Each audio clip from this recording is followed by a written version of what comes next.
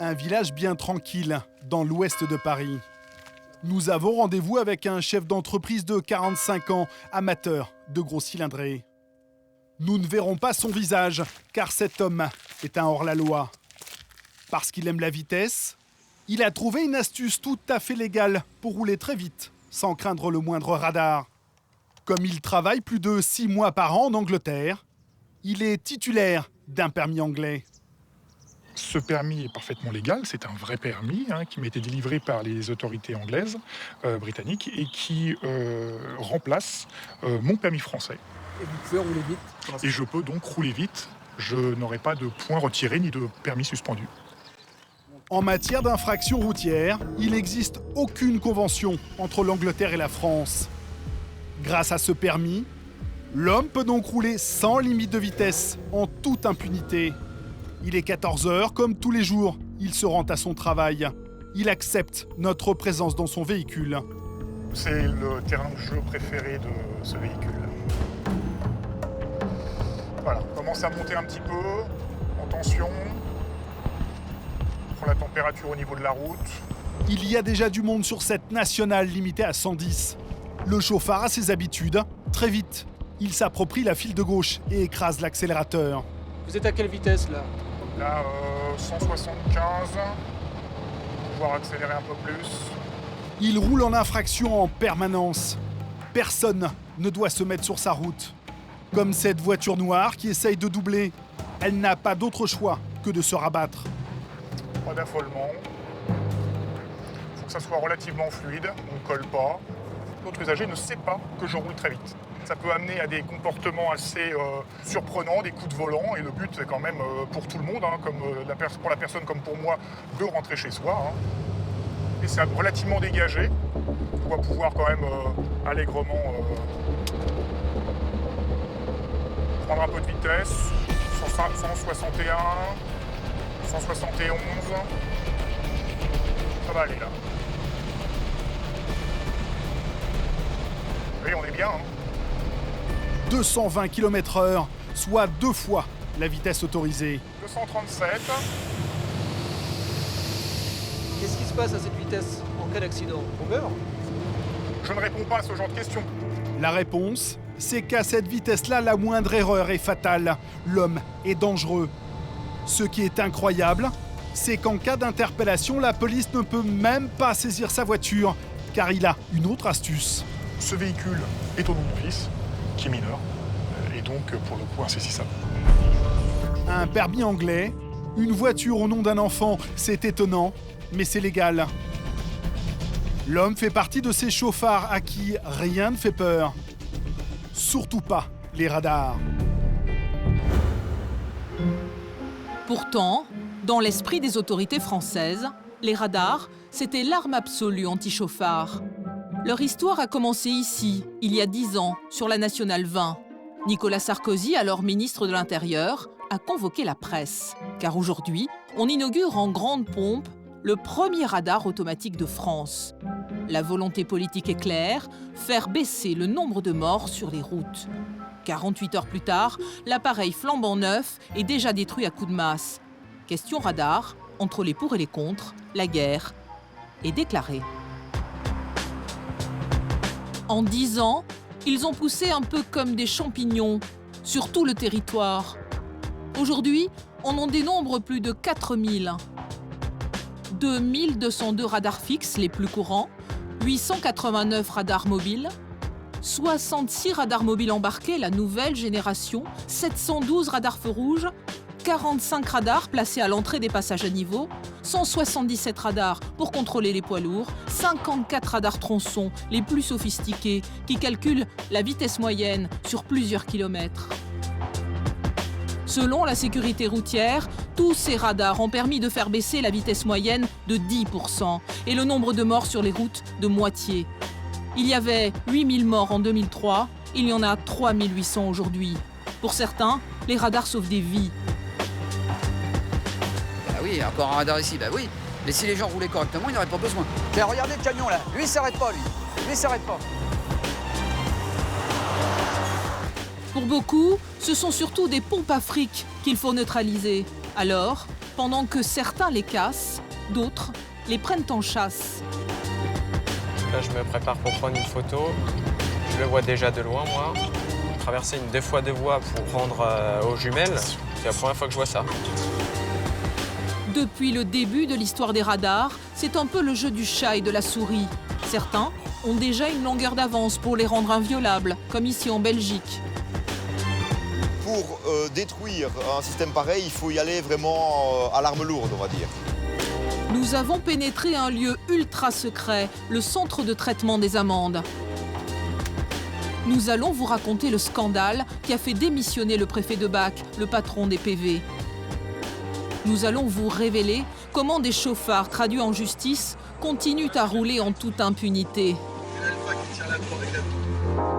Enquête sur l'un des sujets les plus sensibles de France, les radars. Petit matin, dans la banlieue nord de Paris. Nous sommes dans le Val d'Oise sur la D14, une route surchargée. Son débit moyen, 5000 véhicules par heure. Une départementale aux allures d'autoroute qui fait chaque année des victimes. Alors, la préfecture a pris une décision, faire baisser la vitesse moyenne. Déjà, on va mettre chaque poteau devant chaque fixation. Ok. Le poteau, ce n'est pas pour installer un nouveau réverbère, mais le premier radar tronçon du Val d'Oise. 165 000 € l'unité. Son installation se fait sous l'œil attentif de son constructeur.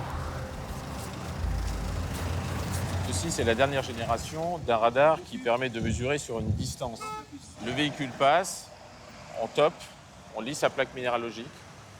En sortie, on va faire la même chose. Et on va, comme on connaît la distance entre les deux points, on va donc pouvoir mesurer la vitesse du véhicule. En clair, contrairement au radar classique, avec cette nouvelle technologie, c'est sur plusieurs kilomètres que vous êtes sous étroite surveillance. Impossible d'y échapper. Un dispositif encore rare qui flatte le maire de la petite commune de Sagy. Il n'aurait loupé l'événement pour rien au monde. Je prends des photos parce que j'aime bien être sur le terrain, au contact avec tous ces grands équipements qui sont installés. C'est une révolution, je veux dire, c'est pas tous les jours, je crois. Quelque part, on se dit, bon, il y en a le premier, il est sur ma commune. Bon, voilà, c'est pas une fierté, mais c'est quand même quelque chose qui n'est pas anodin quand même.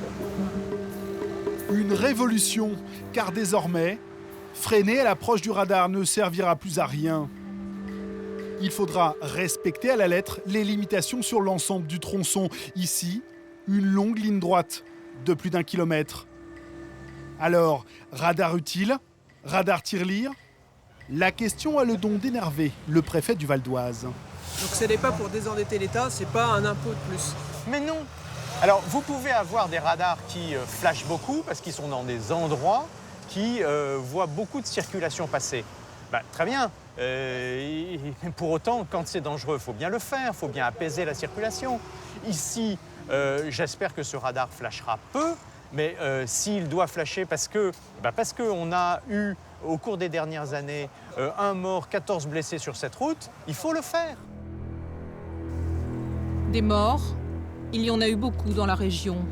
Il y a 12 ans, c'était Julie. Comme tous les jours, Gérard, son père, se rend sur sa tombe. Aujourd'hui, elle aurait eu 29 ans.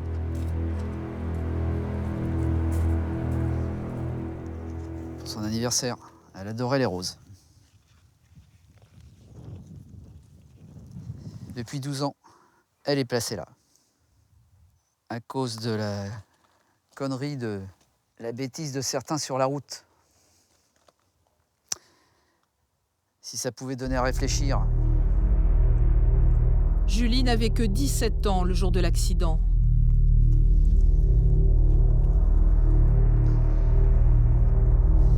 Eh ben moi, je te promets que je continuerai. Je suis comme toi, je me bats. Voilà ma Julie. Aujourd'hui, c'est ton anniversaire.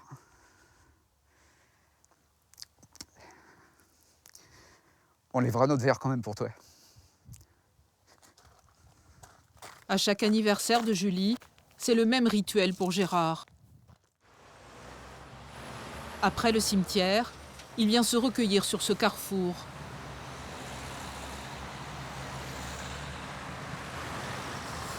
Et on vient à l'endroit même où la vie de Julie s'est arrêtée. C'est là Voilà. que la voiture de Julie et de son ami Yann a été violemment percutée par une camionnette. Elle arrivait dans ce sens, comme cette voiture que vous voyez arriver. La voiture a traversé le carrefour, un fourgon descendait. Le choc. Et Julie, d'après les dires d'un témoin, a fini dans les barbelés. Éjectée du véhicule, sous l'extrême violence du choc. Pour Gérard, c'est ce carrefour qui est dangereux. En 22 ans, 17 personnes sont mortes ici. La vitesse est limitée à 50 km/h, mais les véhicules lancés dans la pente ne la respectent pas toujours. Tiens, regardez le camion là. Lui, il s'arrête pas, lui. Lui, il s'arrête pas. Lui, là, comme il est là, il s'arrête pas. Et l'autre, c'est 50. Hein. Voilà. À 50 à l'heure, avec une bonne voiture, vous êtes en bon état de conduire, il vous faut presque 30 mètres. Presque 30 mètres. Vous voyez ce que c'est, 30 mètres? Pour moi, ici, un radar a toute sa raison d'être. Il y a des gens qui vous diront « Oh, tiens, ils ont encore mis un radar ici. » Ben oui, encore un radar ici. Ben oui. Mais si les gens roulaient correctement, ils n'auraient pas besoin. Il n'y aurait même pas besoin de code de la route, il n'y aurait besoin de rien. Depuis la mort de sa fille, Gérard n'a jamais baissé les bras. Il a écrit des dizaines de lettres aux élus locaux, aux préfets, aux médias, pour faire bouger les choses, pour qu'un radar soit installé. Le combat de Gérard a duré 12 ans et aujourd'hui, il est sur le point d'aboutir. Ouais. Bonjour. Ah, vous faites pour le bruit? Non. Bonjour, monsieur. Je suis le père de Julie. Ah, excusez-vous, pardon. Non, mais vous n'avez pas à vous excuser. Vous essayez ce qu'on va mettre là-haut? Ouais. Un Ouais. flash. Ben justement. Ça va calmer, c'est vrai. Non, non, mais ce que j'espère, c'est que ça calme les gens qui ont besoin d'être calmés. Même plus, C'est surtout plus ça. que calmer. Parce Voyez que j'en connais des fous, on en voit nous en travaillant sur les bords des routes. Hein. Voilà. Les camions ils descendent, ils vous passent à Et voilà. 50. Voilà. Voilà. Alors vous Voilà. allez installer quoi là-haut? Un radar. Dans 2 mois, le radar sera opérationnel. D'accord. La voiture, il prend en descendant, Ouais. il sera dans ce sens-là. Mhm. Ah oui, il y a les câbles EDF qui arrivent Ouais. et les télécoms. C'est la cabine traditionnelle, quoi. Il va flasher de là, comme là, la voiture plaque. D'accord. Il a- Moi, mon rêve, ce serait qu'ici, il n'y ait plus de morts, que le carrefour soit aménagé et que les gens dits à risque se mettent un peu plus de plomb dans la tête. Pour Gérard, il faut changer les mentalités. C'est le seul moyen d'éviter d'autres morts. Il espère que son radar va y participer, à moins que d'ici là, il ne soit, comme beaucoup d'autres, vandalisé. Attaqué à coups de fusil, à coups de tronçonneuse, brûlé, tagué ou aveuglé avec de simples petits autocollants, les radars sont des cibles. 80% ont été vandalisés au moins une fois, certains dès leur installation. Souvent, ça se passe la nuit comme le montrent ces images de vidéosurveillance tournées en Belgique. En France, il y a aussi des anti-radars. Un de ces casseurs nous a fourni la vidéo de sa dernière opération commando. Ce motard ne supportait plus d'être flashé par ce radar. Alors, au milieu de la nuit, il l'a mis hors d'usage à coups de bombe de peinture. 10 secondes suffisent.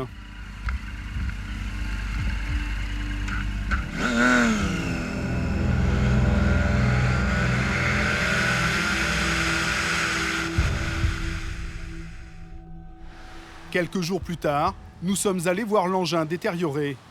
Il ne peut plus flasher. En taguant ce radar, le motard risque gros.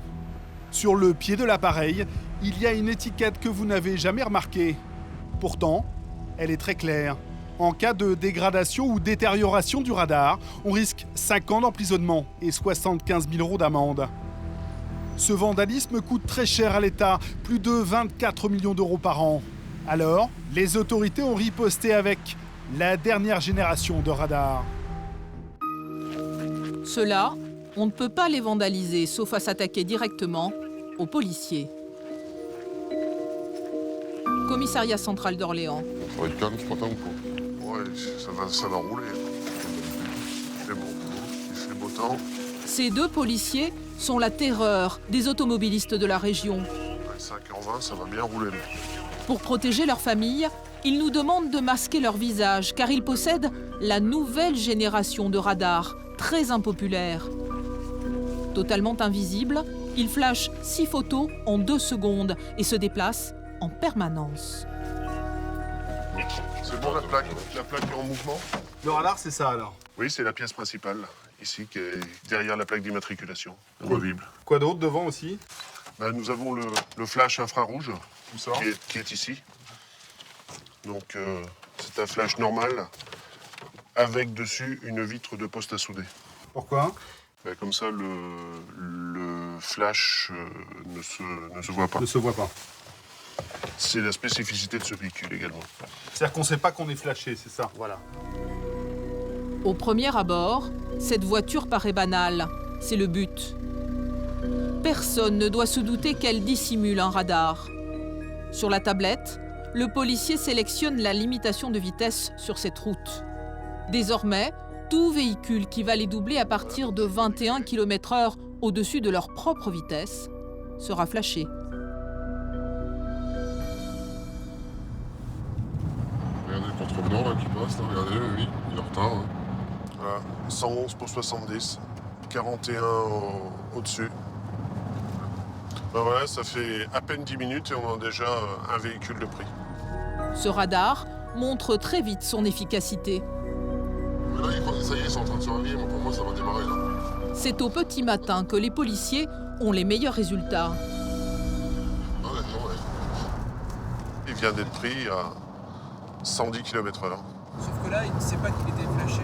Et ça va être la surprise. À cette heure-là, les routes sont bien dégagées.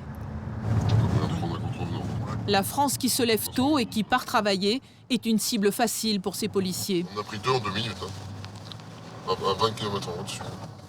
Officiellement pourtant, ils n'ont aucune consigne pour faire du chiffre. On est complètement libre. On s'adapte par rapport à l'accidentologie, mais on n'a absolument pas de chiffres à maintenir ou pas. Le client va se présenter ou pas. Il y a des jours où on en fait plus que d'autres, mais on n'est absolument pas assujetti aux chiffres. Mais tous les conducteurs ne se laissent pas faire. Cette camionnette blanche identifie nos policiers au dernier moment. Elle freine. Ils ont été repérés à cause de leur uniforme. Mais un peu plus loin, une voiture, elle, n'a rien vu. En plus, il sort sans clignotant. Un excès de vitesse. On va se mettre à sa hauteur. Pas de clignotant. 2 infractions. Les policiers décident d'interpeller. Bonjour monsieur, police nationale, on va procéder à votre contrôle. Vous allez nous suivre, on va se garer un peu plus loin à droite.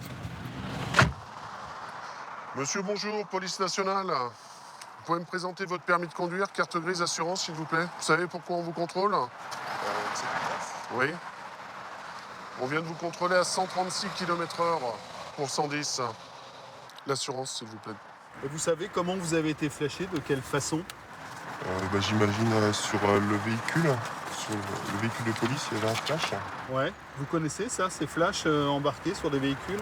Vous en avez entendu parler? J'en ai entendu parler, oui. Ouais. Vous l'aviez pas repéré là en fait? Non, pas du tout, non. Alors, le clignotant, ça va être le cadeau du matin. Aujourd'hui, il y a 66 radars mobiles nouvelle génération en France. En 2016, il y en aura 300. Allez-y, monsieur. Avec cette nouvelle technologie, l'État a le sentiment d'être en avance sur les chauffards. Et pourtant, ces nouveaux radars mobiles ont déjà leurs détracteurs, ou plutôt leurs chasseurs. Pour détecter plus facilement les radars embarqués et se prévenir entre eux, ils ont créé leur page sur Internet. Ils y postent les photos des véhicules de police. Nous avons rencontré à La Rochelle l'un de ces chasseurs. Il s'appelle Jonathan et n'a que 20 ans. Il roule beaucoup à cause de son travail. Il est livreur à domicile. Et les radars lui gâchent la vie. Jonathan a un drôle de hobby. Son temps libre, il le consacre à photographier tous les véhicules de police de la région. En un an, il a déjà publié 600 photos sur Internet. Donc voilà mon arme de service. C'est un appareil photo que j'ai acheté spécialement pour traquer la police et la gendarmerie. Donc vous voyez les photos de la journée. Traquer les forces de l'ordre, Ce n'est pas un business pour lui. C'est un moyen d'alerter les membres de son réseau sur Internet. 8700 personnes, plus de 10% de la population de La Rochelle l'ont rejoint. La voiture qu'il veut absolument trouver aujourd'hui, c'est la Mégane équipée de son radar embarqué, comme celle des policiers d'Orléans. Pour retrouver la Mégane, j'ai été devant plusieurs gendarmeries du département, des grosses gendarmeries où elle était susceptible d'y être. Ça a duré 1 mois, environ 20 planques, pendant des journées complètes sous 30 degrés.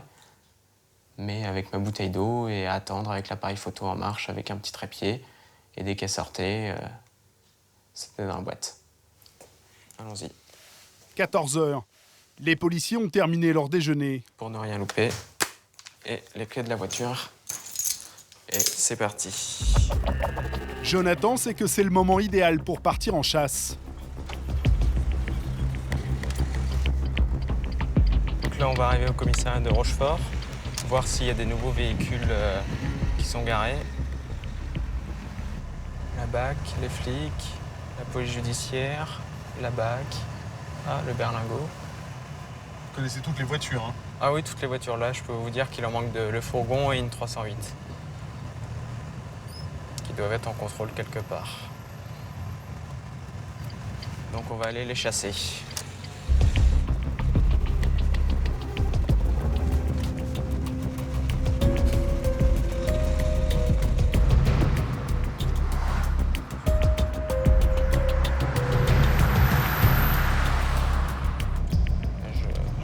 Je prends mon appareil photo au cas où une voiture a été sur le bord.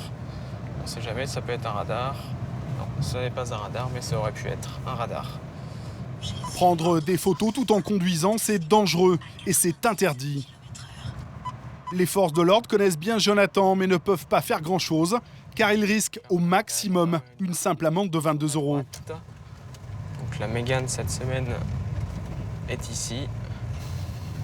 Visiblement, elle n'est pas devant. On va aller voir dans la cour de la gendarmerie, en passant devant. Vous la chassez vraiment, là? Vraiment, oui. Vraiment, on va voir si elle est garée dans la cour, qui se trouve à droite. On ralentit un peu.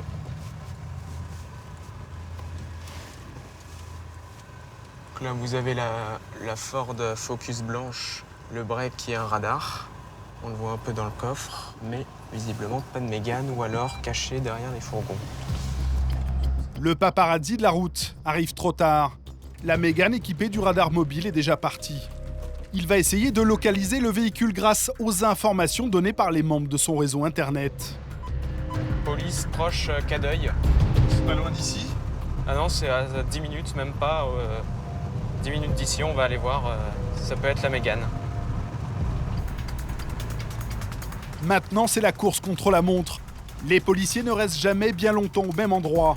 Pour les rattraper, Jonathan n'hésite pas à commettre une infraction sur une petite route de campagne, 110 au lieu de 90. Voilà, visiblement, il n'y a personne, on peut pas toujours gagner. Hein. Des fois, on est déçu. Mais bon, on continue quand même. Continuez, car pour Jonathan, pas question de rentrer bredouille. Grâce à son réseau d'internautes, il va maintenant prendre une de ses meilleures photos. Là, je me prépare pour prendre une photo. Je le vois déjà de loin, moi. Là, je zoome, mais pas trop. Il est sur le terre-plein. Un radar jumelle en pleine action, au milieu d'une 2x2 voies. À cette vitesse, prendre une photo nette et parfaitement cadrée est quasiment mission impossible. Voilà. Pas pour notre chasseur. Vous l'avez vu comme moi, la photo est géniale. Il a dû traverser une 2x2 voies pour prendre aux jumelles. C'est la première fois que je vois ça. Et vous pensez faire ça encore combien de temps? Je pense que je continuerai. Et voilà, il n'est pas question de s'arrêter. Tant que ça reste légal, je continuerai toujours. Comme Jonathan, beaucoup de Français supportent de moins en moins les radars. Des radars tirelire, comme disent certains. L'association 40 millions d'automobilistes a même dressé la liste noire des radars dits pièges. Comme à Saint-Julien-en-Genevois, près de la frontière franco-suisse, plus de 460 véhicules sont flashés chaque jour. C'est l'un des radars les plus rentables de France. Son chiffre d'affaires, 22 millions d'euros par an. C'est bien simple, ici, on l'a surnommé la guirlande.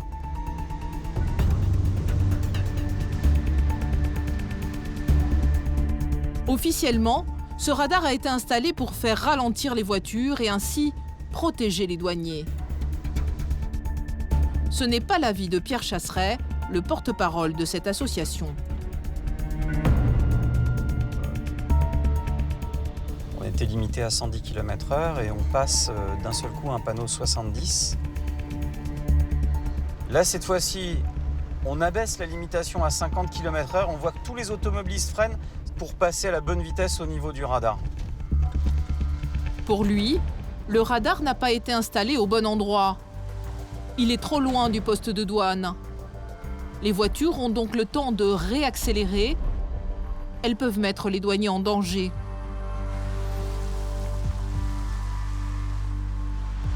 Donc on voit les véhicules qui ralentissent, qui arrivent au pas et qui reprennent une légère accélération juste après. Nous, on est convaincus que si le radar, on l'avait placé ici, on aurait flashé 2 fois moins de personnes. Que pensent alors les douaniers de ce radar censé les protéger? Est-il réellement mal placé? Ils n'ont pas le droit de nous répondre.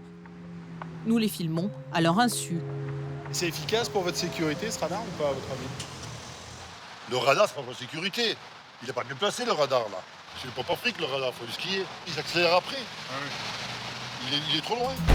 Un radar peut être mal placé, mais qui, comme d'autres, rapporte beaucoup d'argent à l'État.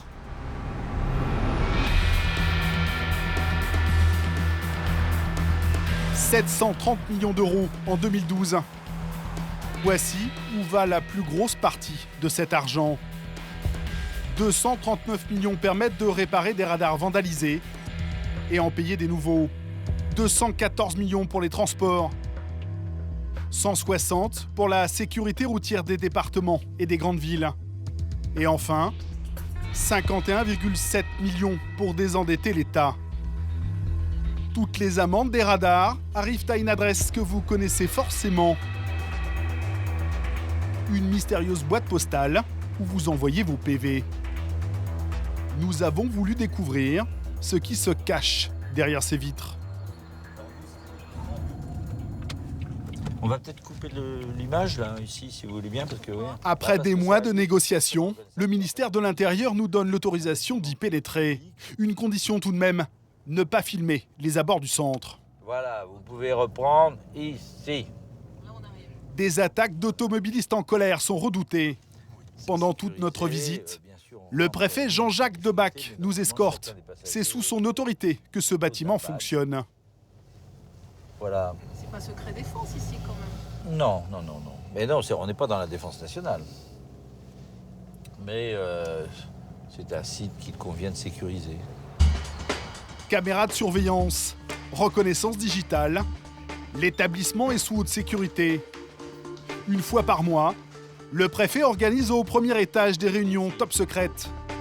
Autour de la table, des fabricants de radars, des représentants de la justice, des policiers. Bien.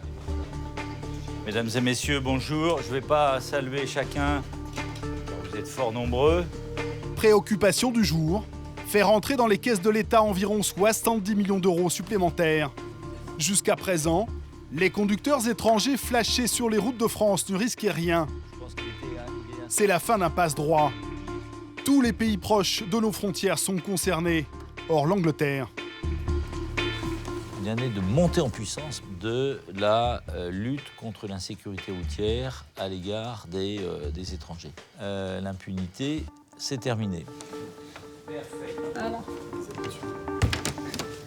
L'un des responsables nous fait pénétrer maintenant dans le cœur du système. Quand vous êtes flashé, c'est dans cette salle qu'arrive la photo de votre véhicule. Une armée de petites mains va alors la contrôler sous toutes les coutures. 2 secondes pour vérifier une plaque, pas plus. Ici, le temps c'est de l'argent. La visite se poursuit avec le préfet qui nous a rejoints. Il tient à nous présenter lui-même la pièce dont il est le plus fier. C'est d'ici que partent les PV de la France entière. On se croirait chez un imprimeur là. Bah, c'est une imprimerie ici en fait. Une imprimerie à faire pâlir un grand journal quotidien. 115 000 PV sortent de ces machines tous les jours. Dans la pièce d'à côté, ce stock jusqu'au plafond représente à peine 3 mois de papier vierge. 4 machines entièrement automatisées vont terminer le travail. Bonjour, vous allez bien? Ça va? Dans ce bureau, des policiers qui ont le sens de l'humour ont accroché au mur les flashs les plus insolites. Ouais, on va quand même pas continuer. Bon, regardez, elle a une petite ombrelle, mais elle roule quand même à 75 au lieu de 50. Pour certains, être pris en photo, c'est un jeu. D'autres prennent beaucoup de risques pour cacher les numéros de leurs plaques. Les plus audacieux vont même jusqu'à montrer leurs fesses. Pour tous, le but est clair, contester le système de répression en narguant la police. Car aujourd'hui, 93% des infractions correspondent à un excès de vitesse inférieur à 20 km/h. Pour les Français, la pilule est un peu dure à avaler. Quand on est flashé une fois, qu'on perd un point, on réfléchit un peu après. Et la retrait de points, c'est aussi important que la sanction pécuniaire. Aussi important. Comment faire pour éviter cette frustration des automobilistes quand ils payent ces infractions? Il faut accepter la sanction. C'est vrai pour tout. Le voleur qui vole, s'il est condamné à de la prison, c'est pas facile de l'accepter. Mais c'est la règle. Et la règle sociétale. La règle de tous, la règle républicaine. La règle sociétale, la règle de tous, la règle républicaine. Voilà ce que le préfet nous disait ce jour-là. Une semaine plus tard, un scandale éclate dans la presse. D'après les journalistes de Mediapart, ce préfet qui avait pour mission de sanctionner les automobilistes aurait lui-même fraudé. Il aurait payé ses PV avec l'argent du contribuable. Au total, une douzaine d'infractions pour un montant de 700 €. Face au scandale, le préfet a remboursé intégralement ses amendes et démissionné de ses fonctions. Dans ce système, en apparence impitoyable, certains arrivent tout de même à passer au travers des mailles du filet. Ils vous ont peut-être doublé alors que vous rouliez tranquillement sur une autoroute.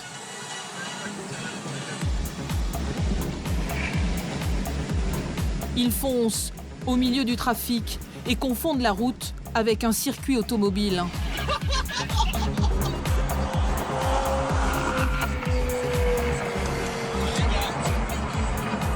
Ça, c'est de la vidéo.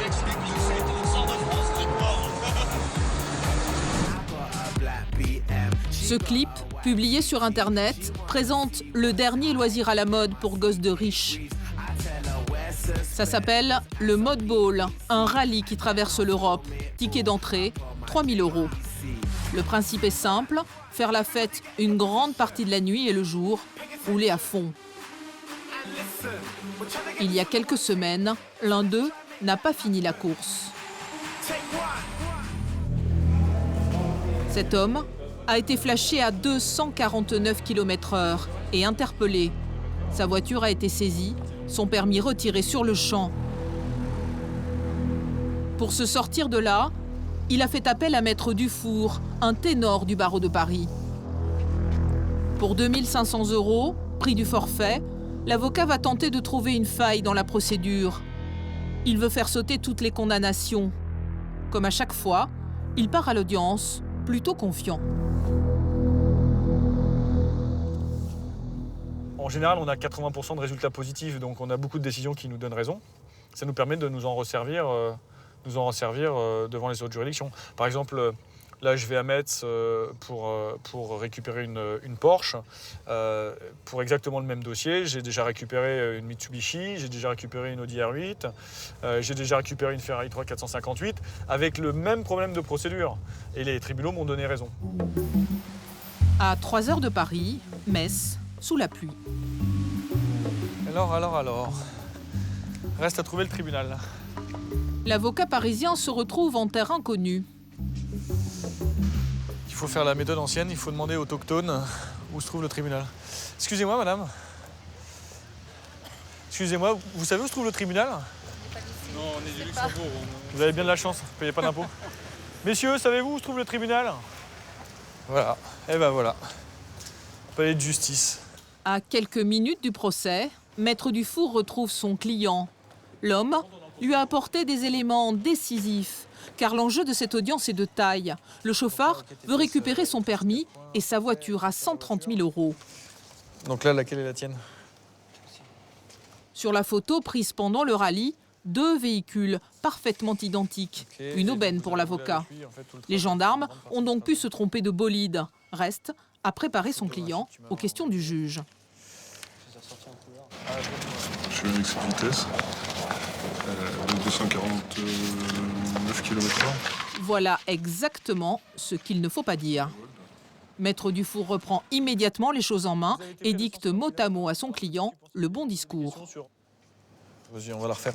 Parce que tu contestes être l'auteur de l'infraction et que tu penses qu'ils se sont trompés de véhicule et qu'ils ont confondu ton véhicule et que toi tu contestes être l'auteur de cette infraction et que du coup tu as voulu faire appel à un conseil qui s'y connaît dans cette matière.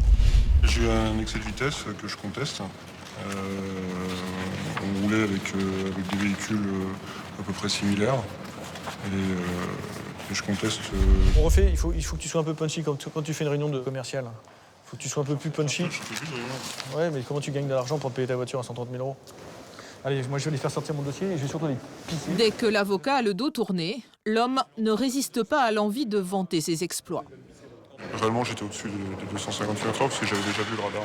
Votre vitesse la plus rapide, c'était quoi? 325. Sur autoroute? Oui. C'était sur autoroute? Oui, c'était sur autoroute. Oui. 325 km/h sur autoroute, la vitesse d'un TGV. L'homme ne semble pas se rendre compte à quel point son comportement est dangereux. Il en est même plutôt fier. Il est allé jusqu'à prendre des photos des gendarmes à leur insu, alors qu'ils saisissaient son véhicule. Il les a postées sur les réseaux sociaux. Des souvenirs destinés à épater les copains. Sortie d'audience, Maître Dufour a gagné la partie. Il n'a même pas eu à utiliser la photo des 2 bolides. Il s'est servi d'une simple erreur administrative. Le procureur avait convoqué son client avant même que le procès-verbal des gendarmes ne soit enregistré. C'est incroyable, mais ce détail est une cause de nullité. Le chauffard va pouvoir continuer à rouler en toute impunité et il n'a toujours pas compris la leçon. Après une affaire comme celle-là, vous allez continuer à rouler aussi vite ou pas, d'après vous? Moi, j'essaie de faire attention globalement. Après, ça dépend quand on est pris et puis ça dépend de pas mal de choses. Et à aucun moment, vous n'avez peur pour vous ou pour les autres? J'ai l'habitude de conduire. Après, je dis pas que je suis infaillible, mais j'ai l'habitude de conduire une voiture qui est très récente, qui a toutes les dernières technologies dessus. Et voilà, on est pris au jeu. Hein, c'est l'adrénaline en même temps. Le chauffard a tout gagné. Il va pouvoir récupérer son permis et son bolide dans quelques jours. Il ne paiera même pas d'amende et pourra continuer à rouler à plus de 300 km/h sur autoroute, comme sur cette vidéo qu'il a postée sur Internet.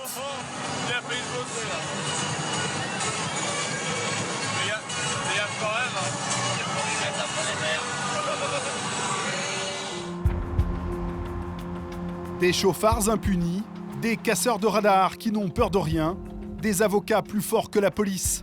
Pas facile pour l'État de faire baisser le nombre de morts sur les routes. Il doit sans cesse avoir un coup d'avance, quitte à aller chercher de nouvelles technologies, au-delà des frontières. Nous sommes dans la banlieue de Bruxelles, à seulement 2 heures de Paris. Sur ce camion, le radar du futur. Emplacement dégagé, superbe.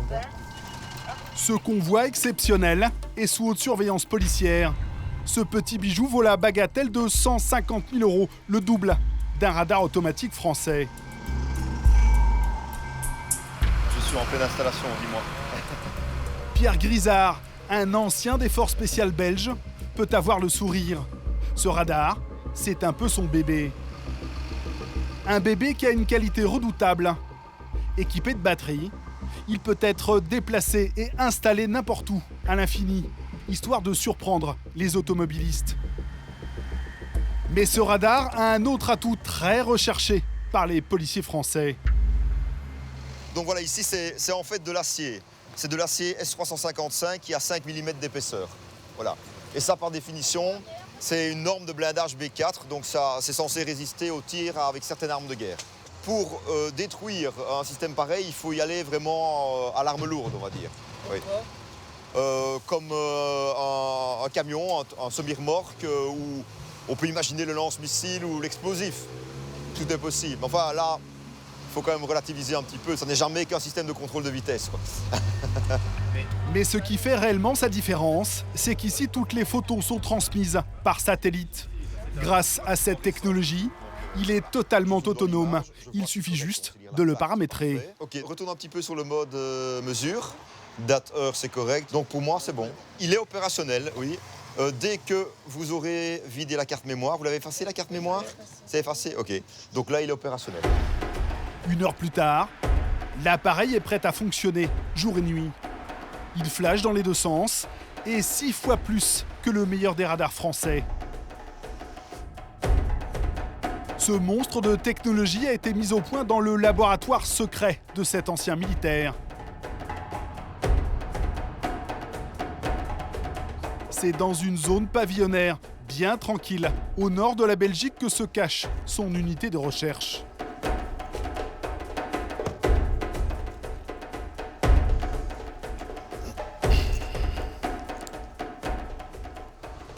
Bon, voilà. Bon. S'arrêter un peu maintenant.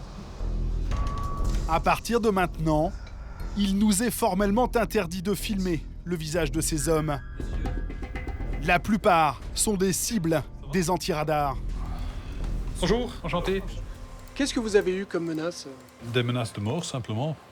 Des lettres, des appels, de faire gaffe pour contrôler bien les freins, des choses pareilles qu'on allait trouver pour ma famille, moi-même, mes collègues, donc voilà. Simplement pour la raison qu'on fait quelque chose pour la sécurité routière. Dans ce laboratoire high-tech, une dizaine d'ingénieurs planchent sur d'autres prototypes. Des projets un peu fous. Leur dernière trouvaille est à peine croyable. Un scanner capable de mesurer à distance l'état des pneus sans que le conducteur soit au courant. En cas d'usure prononcée, c'est l'amende assurée. Mais le petit bijou dont il est le plus fier se trouve stationné dans la rue. Donc voilà, ici, on est devant un autre produit de notre société, à savoir la reconnaissance automatique de plaques d'immatriculation. Cette voiture banalisée destinée à la police est truffée de caméras. 2 à l'avant dans le pare-choc, 1 derrière le pare-brise et la 4e dissimulée sur le côté grâce à des vitres teintées. 4 caméras, 4 images. Voilà, ça c'est la capture de la plaque du véhicule située ici à l'avant droite. Si cette plaque est introduite dans le système comme étant un véhicule recherché, on recevra une alarme. Ce dispositif est imparable. Qu'il soit à l'arrêt ou qu'il roule, aucun véhicule ne peut échapper aux caméras. Vous voyez à quelle vitesse ça capture? Voilà. Ok, là on a une alarme. Une alarme effective du véhicule qu'on a croisé, la Volvo ici en l'occurrence, qui a été signalée pour... Vol. Voiture-véhicule volé. On ne va pas l'intercepter, on n'est pas habilité pour ça, mais... Ça vous démange? Un petit peu, parce que bon, j'ai quand même travaillé là-dedans pendant des années, donc c'est vrai qu'on a tendance à vouloir intervenir, mais voilà, chacun son métier, quoi. Ce système est capable de retrouver une voiture volée parce qu'il est connecté au fichier police.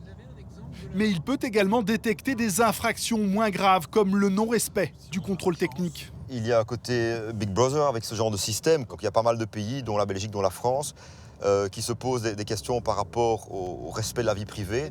C'est un obstacle qui va très certainement dans les mois et les années à venir, qui va être complètement surmonté, de par la nécessité qu'on a effectivement de contrôler et de sécuriser notre environnement. Quelques jours après notre tournage, l'industriel a été contacté par un représentant de l'État français. Ce radar belge a retenu l'attention du ministère de l'Intérieur. Il pourrait peut-être renforcer l'imposant dispositif déjà existant sur les routes de France. L'État veut continuer de sauver des vies et s'est fixé un objectif très ambitieux. diminué de moitié le nombre de morts. En 2016,